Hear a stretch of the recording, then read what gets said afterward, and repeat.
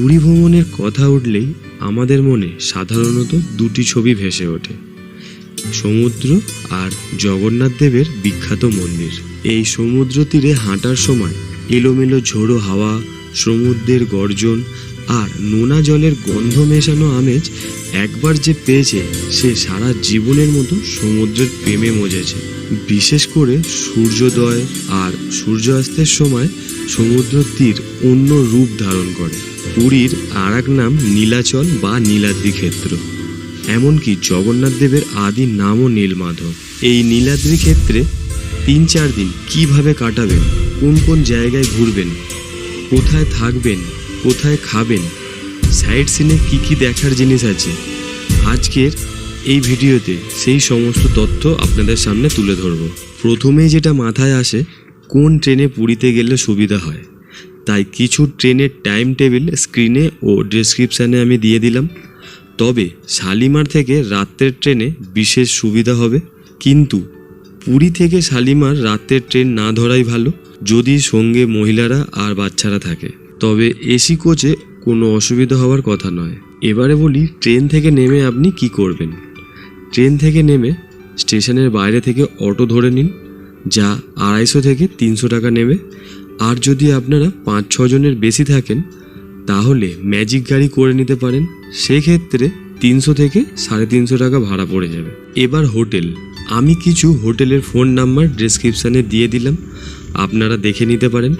তবে আমরা যে হোটেলে ছিলাম খুবই কম টাকায় এবং হোটেলে রান্না করার বিশেষ সুবিধাও আছে। যদি রান্না করে খেতে চান তবে সব ব্যবস্থাই হোটেলের লোকেরাই করে দেবে, যেমন রান্নার গ্যাস, বাসন কোসন, ওভেন সব কিছুই ভাড়াতে পেয়ে যাবেন। সবচেয়ে বড় ব্যাপার হলো হোটেলটা বিচ থেকে মাত্র 150 থেকে 200 মিটার দূরত্বে অবস্থিত। এই হচ্ছে আমাদের হোটেলের রুম, এই জায়গাটা রান্না করার জায়গা আর বাথরুম পরিষ্কার পরিচ্ছন্ন। দিনে 2 বার রুম পরিষ্কার করা হয়, এর জন্য অতিরিক্ত 20 টাকা প্রত্যেক দিন দিতে হয়। আর হোটেলের ভাড়া হচ্ছে 700 টাকা, তাই 720 টাকায় ধরে চলুন। স্ক্রিনে আমি ফোন নাম্বার দিয়ে দিলাম, আপনারা ফোন করে বুক করে নিতে পারেন। তাহলে হোটেলে এসে ফ্রেশ হয়ে বেরিয়ে পড়ুন সকালের সমুদ্র উপভোগ করতে। আর সকালের ব্রেকফাস্টটা বিচের ধারের যে কোনো দোকান থেকে করে নিতে পারেন, ওই 30 টাকা থেকে 50 টাকা খরচা হবে আপনার। এরপর সমুদ্র স্নানের পালা। সমুদ্রের বিশাল ঢেউয়ের মাঝে স্নান করার যে আনন্দ, উফ, বাঙালি আর এ শান্তি কোথায় পাবেন।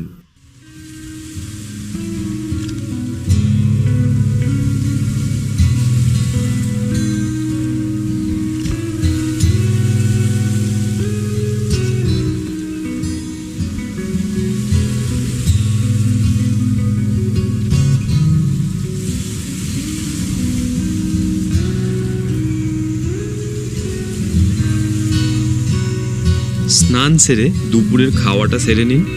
আমরা স্বর্গদ্বারের কাছে মাসির হোটেলে খেয়েছিলাম, তারপর পাশের বিদেশ ঘরেও খেয়েছিলাম। বিদেশ ঘরের খাবার আমাদের একটু ভালো লেগেছে, খাবারের দাম দুটো হোটেলেই একই। এরপর বিকেলেই চলে আসুন জগন্নাথ দেবের মন্দিরে। হেঁটেও আসতে পারেন, 1.5 কিলোমিটার মতন রাস্তা, আর টোটো ধরে আসলে 20 টাকা মাথা পিছু ভাড়া লাগবে। মন্দিরের সামনে পৌঁছানোর পর যে অনুভূতি হবে সেটা বলে বোঝানো যাবে না। জগন্নাথের যে মহিমা সেটা আপনার কাছে পরিষ্কার হয়ে যাবে, বুঝতে পারবেন কেন সবাই পুরী ধামের নামে মজে আছে। এই শ্রীভূমিতে যে একবার এসে পড়েছে সে বারবার আসবেই। এই পুরীর জগন্নাথ মন্দির হলো 4 ধামের এক ধাম। সত্যযুগে বদ্রীনাথ ধাম, ত্রেতা যুগে রামেশ্বরম, দাপরে দ্বারকা ধাম আর কলিযুগের এই পুরী ধাম। পুরীর মন্দিরের ইতিহাস যে কত পুরানো কেউ বলতে পারবে না। মন্দিরের ভিতরে তালপাতার তৈরি এক ধরনের পুঁথি আছে যেটা মাদলা পাঁজি নামে পরিচিত। এই মাদলা পাঁজি উড়িষ্যার ইতিহাস। এখন যে মন্দির দেখা যায় তা 10ম শতাব্দীতে রাজা অনন্ত বর্মনের তৈরি। মন্দিরের 4টি দরজা আছে, সিংহদ্বার, অশ্বদ্বার, হস্তিদ্বার আর বাঘ্রদ্বার। এই সিংহদ্বারই হচ্ছে মন্দিরে প্রবেশ করার প্রধান দরজা। মন্দিরে প্রবেশ করার আগে জুতো, মোবাইল, ব্যাগ সমস্ত জমা রেখে যেতে হবে, যেটা সম্পূর্ণ বিনামূল্যেও আছে। আর রোডের ওপারে পয়সা দিয়েও আপনি রাখতে পারেন। এখানে আসলে এই দুটি জিনিস করতে ভুলবেন না। প্রথমটি হলো, পুরী গেলে সন্ধ্যায় মন্দিরের চূড়ার ধ্বজা পাল্টানো অবশ্যই দেখা উচিত, যে এক দেখার মতো জিনিস। প্রতি সন্ধ্যা আরতির আগে মন্দিরের মাথায় বাঁধা আগের দিনের লাল হলুদ রঙের পতাকা খুলে নতুন পতাকা বাঁধা হয়। ঝড়, বৃষ্টি, বজ্রপাত যা খুশি হয়ে গেলেও এই নিয়মের অন্যথা হবে না। মন্দিরের চূড়ায় যে চক্রটি দেখতে পাচ্ছেন, ওটা অষ্টধাতুর তৈরি নীলা চক্র, যার ব্যাস 36 ফুট। আর দ্বিতীয় কাজটি হলো জগন্নাথ দেবের ভোগ খাওয়া। মন্দিরের ভিতরে একপাশে দেবদেবীদের বিশাল পাকশালা। ওকে বলে এই রান্নাঘরের ইনচার্জ নাকি স্বয়ং দেবী মহালক্ষ্মী। এই পাকশালার উনুনে আগুন জ্বেলে তার উপর বড় থেকে ছোট হাঁড়ি সাজিয়ে এই ভোগ তৈরি করা হয়, যার স্বাদ অতুলনীয়। মন্দিরের ভেতরে আনন্দবাজার নামে একটি বাজার আছে, যেখানে এই সমস্ত প্রসাদ আপনি পেয়ে যাবেন, সাথে মহাপ্রসাদও পেয়ে যাবেন। জগন্নাথ দেবের দর্শন হয়ে গেলে আবারও চলে আসুন বিচের ধারে, কারণ পুরীতে আসলে বিচের ধারের মার্কেট না ঘুরলে কিন্তু আপনার ঘোরা সম্পূর্ণ হবে না। সন্ধ্যাবেলা পুরীর বিচের এই আড্ডা, চা খাওয়া বাঙালির মনে কিন্তু এক আলাদা শান্তি দেয়।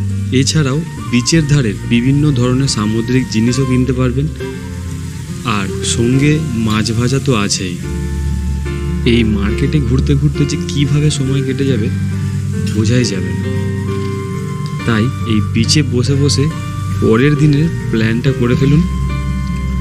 তাহলে দ্বিতীয় দিনের প্ল্যানটা করে ফেলুন।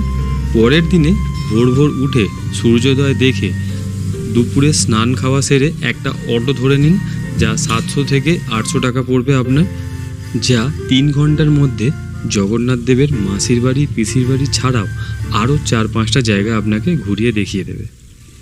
প্রথমেই দেখে নেবেন বিপত্তারিণী কালীবাড়ি, যা সমুদ্রের একদম উল্টো দিকেই অবস্থিত। খুবই সুন্দর একটি মন্দির। এই একই বিপত্তারিণী কালীবাড়ি কলকাতাতেও আছে। এর পরের গন্তব্য গুপ্ত বৃন্দাবন। এই গুপ্ত বৃন্দাবনে জগন্নাথ দেবের মূর্তি ছাড়াও দেখে নিতে পারবেন শ্রীকৃষ্ণের ছোটবেলাকার বিভিন্ন ঘটনা এবং মহাভারতের বিশেষ বিশেষ ঘটনাগুলি এখানে মূর্তির মাধ্যমে তুলে ধরা হয়েছে। তাছাড়াও রাধাকৃষ্ণের চোখ ধাঁধানো মন্দির, শ্রী গৌরঙ্গের বিশাল মূর্তি, আরও কত কী।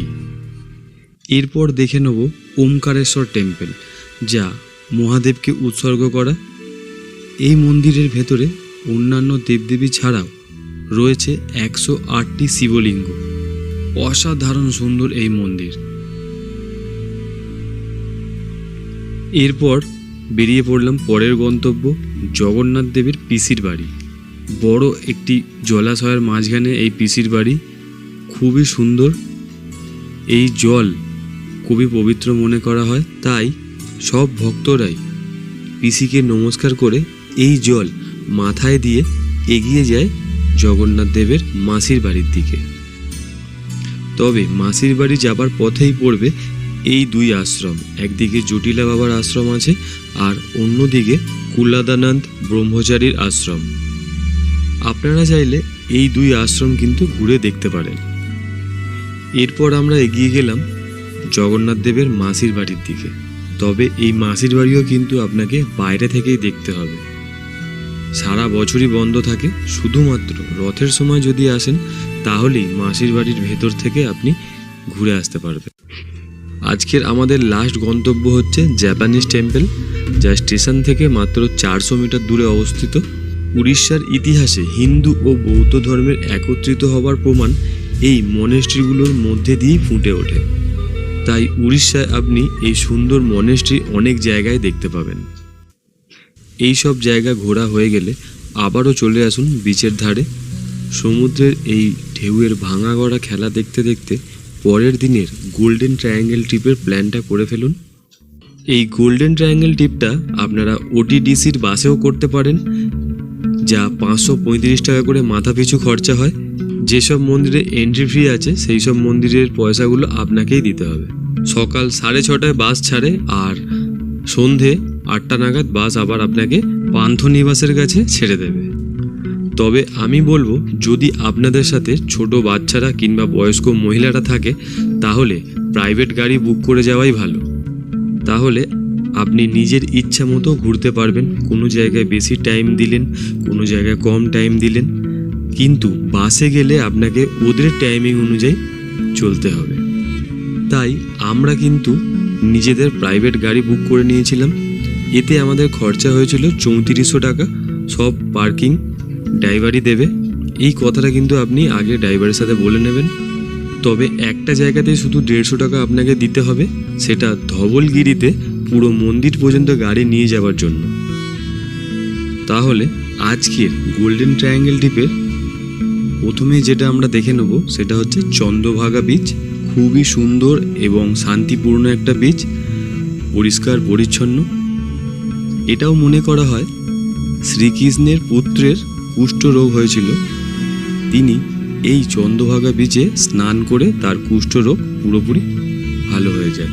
তাই প্রচুর ভক্তরা এই চন্দ্রভাগা বিচে আসে স্নান করতে।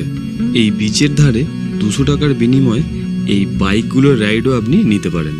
এরপর আমরা দেখে নেব কোণারকের বিখ্যাত সূর্য মন্দির। এই মন্দিরের রাস্তায় প্রথমেই পড়বে অর্কক্ষেত্র মিউজিয়াম, যা 50 টাকা টিকিটের বিনিময়ে আপনারা দেখে নিতে পারবেন বিভিন্ন ধরনের প্রাচীন মূর্তি এবং সূর্য মন্দিরের ইতিহাস, যা একটি সিনেমার পর্দায় 18 মিনিটের জন্য আপনাকে দেখানো হবে। তাছাড়াও উড়িষ্যার বিভিন্ন মন্দিরের ইতিহাস আপনি জানতে পারবেন। যারা ইতিহাস ভালোবাসেন তারা অবশ্যই কিন্তু এই জায়গায় আসবেন। এরপর দেখে নিন কোণারকের সেই বিখ্যাত সূর্য মন্দির, যার জন্য আপনাকে 40 টাকা টিকিট কাটতে হবে। মেন গেট দিয়ে ঢুকেই বাঁ দিকে রয়েছে টিকিট কাউন্টার। এই মন্দিরটি নির্মাণ করেন গঙ্গা রাজবংশের রাজা নরসিংহ। তিনি ছিলেন সূর্য দেবতার পরম ভক্ত, তাই সূর্য দেবতার রথের আদলে তৈরি করেন এই আশ্চর্য মন্দির। রাজা নরসিংহ 1200 শ্রমিক নিযুক্ত করেছিলেন এই মন্দির নির্মাণ করতে। মন্দিরের কাজ 1243 সালে শুরু হয় আর সম্পূর্ণ হয় 1255 সালে। পুরো 12 বছর সময় লেগেছিল এই মন্দিরের কাজ শেষ করতে। মন্দিরটি এমনভাবে তৈরি করেছিলেন যে সকালের সূর্য ওঠা থেকে অস্ত যাওয়া পর্যন্ত সূর্যের কিরণ মন্দিরের ভিতরের সূর্য দেবতার গায়ে পড়বে। এছাড়াও ঘড়ি ছাড়াই সময় দেখতে পাবেন এই মন্দিরের রথের চাকায়। এই চাকাগুলি এমনভাবে তৈরি করা যা সূর্যের আলোয় দিনের সময় নির্ধারিত করে দেয়। সত্যি নিজেকে ধন্য মনে হবে এমন একটি আশ্চর্য মন্দির দেখার সুযোগ পেয়ে। এরপর আমরা আঁকাবাঁকা পাহাড়ি রাস্তা দিয়ে এগিয়ে চললাম ধবলগিরির দিকে। এই ধবলগিরি মন্দির পর্যন্ত আপনার প্রাইভেট গাড়ি নিয়ে যাওয়ার জন্য আপনাকে এক্সট্রা 150 টাকা চার্জ দিতে হবে। আর যদি ওটিডিসির বাসে আসেন তাহলে আপনাকে কোনো রকম পয়সা দিতে হবে না। এই ধবলগিরি কিন্তু অসাধারণ সুন্দর একটি মন্দির। এই ধবলগিরিকে শান্তিস্তূপও বলা হয়। 1972 সালে জাপানি নিপুঞ্জান বৌদ্ধ সন্ন্যাসীরা এই শান্তিস্তূপ নির্মাণ করেন, কারণ এই স্থানেই হয়েছিল কলিঙ্গের যুদ্ধ। সম্রাট অশোককে বাধা দেওয়ার জন্য বাড়ির মেয়ে, বউ, বাচ্চা কাচ্চা সবাই এই যুদ্ধে নেমে পড়েন। চণ্ডাশোক সম্রাট ও তার সেনারা নৃশংসভাবে তাদের হত্যা করেন এবং পাশে থাকা দয়া নদীর জল রক্তে রাঙিয়ে দেন। তাই এই শান্তিস্তূপ বৌদ্ধ মন্দির এই স্থানে নির্মাণ করা হয়েছে। এই শান্তিস্তূপ নির্মাণ যে সার্থক সেটা আপনি এখানে আসলেই বুঝতে পারবেন। এরপর আমরা দেখে নেব ভুবনেশ্বরে অবস্থিত লিঙ্গরাজ দেবের মন্দির। মন্দিরটি লিঙ্গরাজ রূপী শিবকে উৎসর্গিত করা। এই মন্দিরে প্রবেশের সময় আপনাকে মোবাইল, ব্যাগ, জুতো এই সমস্ত জমা রেখে তারপরে যেতে হবে। এখানে চাইলে আপনি পুজোও দিতে পারেন। ধারণা করা হয়ে থাকে মন্দির সোমবংশীর রাজত্বকালে নির্মিত, যা পরবর্তীতে গঙ্গা শাসকদের হাতে বিকশিত হয়। মন্দিরটি দেউল শৈলীতে নির্মিত, যার 4টি ভাগ আছে, যেগুলি হচ্ছে বিমান, জগমোহন, নাট্য মন্দির এবং ভোগ মণ্ডপ। তবে কলিঙ্গ স্থাপত্যকলা শিল্পকে খুব ভালোভাবে ফুটিয়ে তোলা হয়েছে এই মন্দিরে। এরপর আমরা দেখে নেব উদয়গিরি ও খণ্ডগিরি গুহা। বহু বছর আগে এইটা একটাই পাহাড় ছিল। বিভিন্ন সময় মন্দিরের কাজ নির্মাণের জন্য এখান থেকে পাহাড় কেটে নিয়ে যাওয়া হয়েছে, তাই মাঝখান থেকে রাস্তা হয়ে গেছে। তাই একদিকের পাহাড়ের নাম উদয়গিরি আর অন্য দিকের পাহাড়ের নাম খণ্ডগিরি হয়ে গেছে। উদয়গিরি পাহাড়ে 18টি এবং খণ্ডগিরি পাহাড়ে 15টি গুহা রয়েছে। এগুলি কলিঙ্গরাজ খারবেলের রাজত্বকালীন সময় জৈন সাধুদের আস্তানা হিসেবে ব্যবহৃত করা হতো। তবে এই জায়গাটি ঐতিহাসিক এবং ধর্মীয় দিক থেকে বিশেষ গুরুত্ব রয়েছে। আপনারা চাইলে খণ্ডগিরির জৈন মন্দির থেকে ঘুরে আসতে পারেন। খুবই সুন্দর একটি মন্দির। তবে এখানের প্রবেশ মূল্য 45 টাকা, আর 14 বছরের নিচে কোনো টিকিট লাগবে না। এরপর আমরা দেখে নেব ছোট থেকে বড় সবার প্রিয় নন্দনকানন। তবে নন্দনকাননে ঢুকতে গেলে 50 টাকার টিকিট দিতে হবে। এছাড়াও কোনো রকম খাবার ভেতরে নিয়ে যাওয়া নিষিদ্ধ। জলের বোতল যদি আপনার থাকে প্লাস্টিকের, তবে বোতল পিছু 50 টাকার স্ট্যাম্প লাগিয়ে আপনি ভেতরে নিয়ে যেতে পারবেন। ঘোরা হয়ে গেলে আবার এই কাউন্টারে এসেই বোতল দেখালে আপনাকে 50 টাকা ফেরত দিয়ে দেওয়া হবে। গেট থেকে ঢুকেই আপনি দেখতে পাবেন সুন্দর একটি ঝর্ণা, যার বাঁ দিকে আছে এই ব্যাটারি চালিত গাড়ির টিকিট কাউন্টার। 80 টাকা টিকিটের বিনিময়ে এই ব্যাটারি চালিত গাড়ি আপনাকে পুরো নন্দনকানন ঘুরিয়ে দেখিয়ে দেবে। তবে আমি বলবো, যদি আপনি একটু হাতে সময় নিয়ে আসেন, নিজের পায়ে হেঁটেই ভালোভাবে ঘুরে দেখতে পারবেন। এই নন্দনকাননের বিশেষ ব্যাপার হলো এই পুরো চিড়িয়াখানাটাই একটি জঙ্গলের মধ্যে সৃষ্টি করা, যা 1960 সালে শুরু হয়েছিল। 1979 নাগাদ সাধারণ মানুষের জন্য খুলে দেয়া হয়। পুরো চিড়িয়াখানাটা 1080 একর জায়গা জুড়ে বিস্তৃত। চিড়িয়াখানাটি আকারে বড় হওয়ায় এখানে কিন্তু বাঘ, সিংহ, হাতি, বিভিন্ন পাখি সংখ্যায় প্রচুর পরিমাণে দেখতে পাবেন। তাহলে তৃতীয় দিনের আমাদের গোল্ডেন ট্রায়াঙ্গেল ট্রিপ এখানেই শেষ হলো। চতুর্থ দিনের আপনি ঘুরে আসতে পারেন চিলিকা লেক। এই চিলিকা লেক 50 থেকে 55 কিলোমিটার দূরত্বে অবস্থিত। চিলিকা লেকে ডলফিন দেখে নিতে পারবেন। এছাড়াও বোটিং করে চলে যেতে পারবেন বিভিন্ন আইল্যান্ডে। তার মধ্যে রাজহংস আইল্যান্ড হচ্ছে সবথেকে জনপ্রিয়, কারণ এখানের সমুদ্র সৈকত একেবারে নিরিবিলি আর নির্জন, পরিষ্কার পরিচ্ছন্ন, যা আপনাকে অন্যরকম অভিজ্ঞতা দেবে। এই চিলিকা লেকের সম্পূর্ণ ট্যুরটা করতে 600 থেকে 650 টাকা খরচা হবে মাথা পিছু। সকাল 8টা থেকে বিকেল 4টে-5টার মধ্যেই ট্যুরটা সম্পূর্ণ হয়ে যায়। কাজেই যদি আপনার রাতের ট্রেন থাকে, তাহলে অনায়াসেই আপনি রাতের ট্রেন ধরে বাড়ি ফিরতে পারবেন। এই 4 দিনের সম্পূর্ণ পুরী ভ্রমণের ট্যুর প্ল্যানটা আপনার সামনে হাজির আছে। চটপট প্ল্যান করে ফেলুন আর পুরীর জন্য রওনা দিয়ে দিন। ভিডিওটি সম্পূর্ণ দেখার জন্য আপনাদেরকে অসংখ্য ধন্যবাদ। ভালো লাগলে লাইক, শেয়ার আর সাবস্ক্রাইব করে চ্যানেলের পাশে থাকুন।